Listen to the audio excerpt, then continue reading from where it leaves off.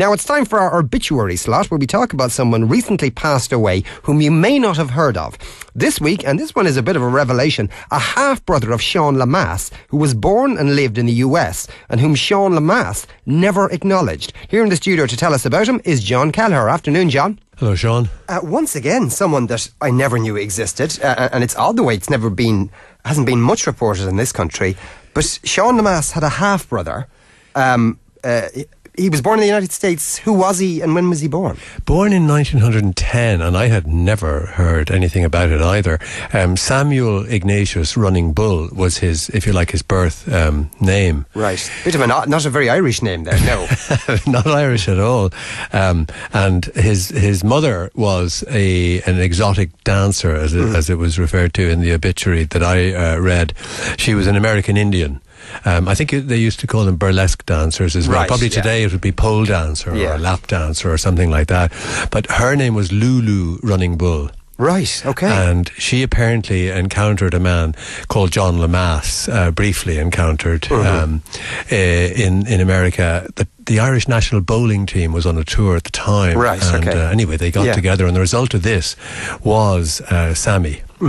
And did Sammy know who his father was? No, not initially. It took about 20 years for his mother, Lulu, to eventually reveal, and she did, on her deathbed, not the exact name of the father, but she revealed that he was in fact Irish.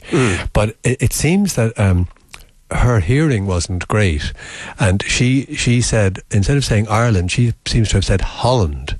So he assumed that his dad was Dutch. Right. For some time. So how did he find out the truth then? It's very interesting. In 1932, Sean Lemass was on a visit. He was the new incoming government. He was Dev's Minister for Industry and Commerce, and he was on a visit to Philadelphia, which is where Sammy lived.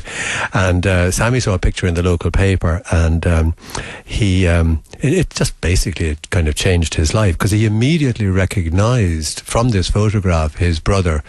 It appears, according to the obits, there was something that there's a sort of a red birthmark below the left eye that is inherent in all the males on the Lemass side. Right. And he instantly recognised. And it has a peculiar shape. Yeah, like a sheep, I'm told. Okay. Okay, yeah.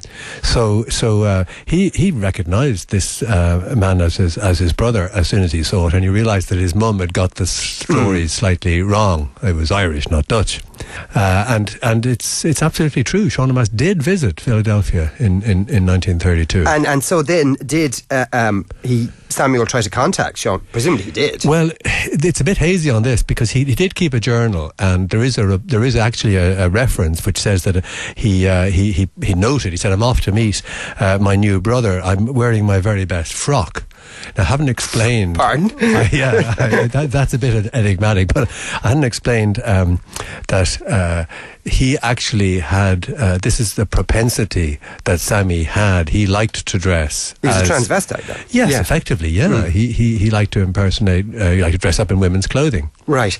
That's actually, now that you said that rings a bell. In Philadelphia of that time, wasn't there a kind of a transvestite movement? Yeah, which was apparently, very avant-garde yes, for its and time. he joined that movement and was an advocate for, if you like, transvestite rights, and made quite a name for himself as a sort of protagonist in that regard. So it's probably then unlikely, I would imagine, that a bloke wearing a dress would have turned up to Sean, to wherever Sean Lemass was staying, and said, "Hello, I'm your brother." I would say the spin doctors, or whatever they were called in those days, would most assuredly have kept him far away.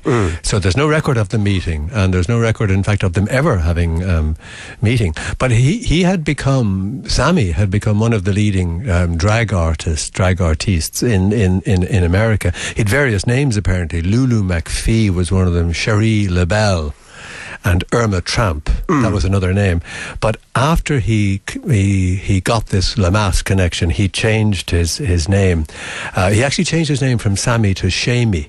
Seamus, well. yeah, Right, as a okay. sort of a gesture, I think. And he became known from then on as Shamey. It's reported somewhere that he called himself Gigi Lemass, the piece of Irish ass, but I haven't been able to corroborate that. Right, okay. But it does seem to be that he did do a kind of an Irish-themed show. He did, you're absolutely right. And he presented a repertoire of sort of Irish musical hits, musical favourites.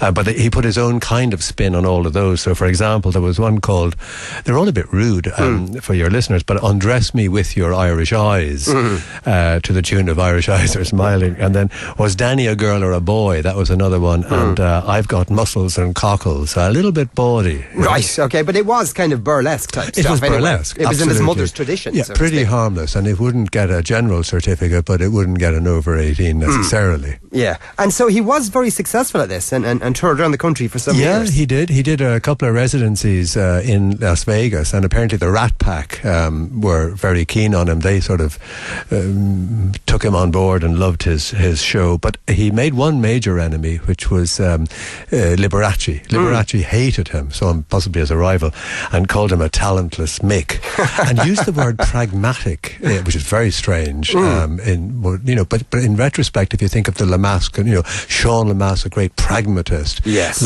Obviously, Liberace had done his reading, and this was meant to be a kind of an injurious little dig, yes. A little dig. Yeah. And now, meanwhile, back in Ireland, Sammy's going around living his life. He's billing himself as a relation of Sean Lemass in his act. Yeah. In Ireland, is any mention made of this at all? Extraordinarily, no. I mean, or we'd have almost certainly have heard about it. I mean, I suppose it was a cover-up, a brilliant cover-up, and certainly the Lemass family would not want to have anything known about this. There was a kind of gagging order, effectively, right? Yeah. Except there's one brief allusion to it. He was having a huge row in Leinster House with Sean McBride, who was the leader of Clon Public, and a very strange allusion was made by Sean McBride in the chamber the next day. He came in wearing a woman's hat, and he said in that sort of quaint way that he spoke, this remind you of anyone you know? So perhaps he knew. Of course, you could say that in the Dáil. You couldn't say it outside the Dáil, because it'd be privilege. It'd be absolutely. So when did now he's called Shamey Lemass, when did he retire? And what did he do then? Well, he retired and went to Florida, lived in a retirement community there, published a book called Sean and Me, which I don't think was hugely successful. I certainly never came across it. But there was a bizarre incident. I don't know if have you heard about this Tourmakeedy connection? This is what convinced him and made him sure that he actually was related. He managed to get a DNA sample. Apparently there was a barber in Tourmakeedy where in 1960, in the early 60s, I think 1965, Sean Lemass was getting a haircut, and a barber accidentally shaved off his eyebrows, right, which were quite distinctive, as yes. you know.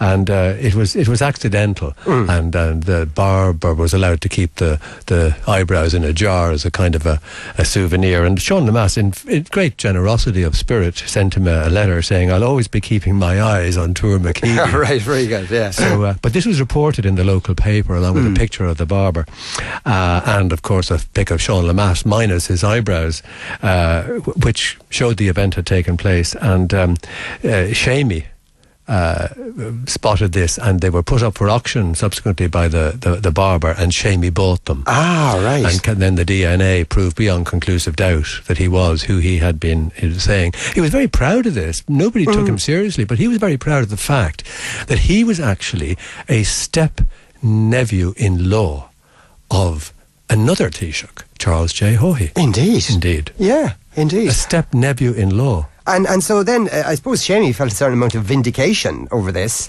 and then spent presumably the rest of his time living in Florida? He did. He composed a couple of sean-nós songs, mainly on the subject of cross-dressing and yeah. so forth.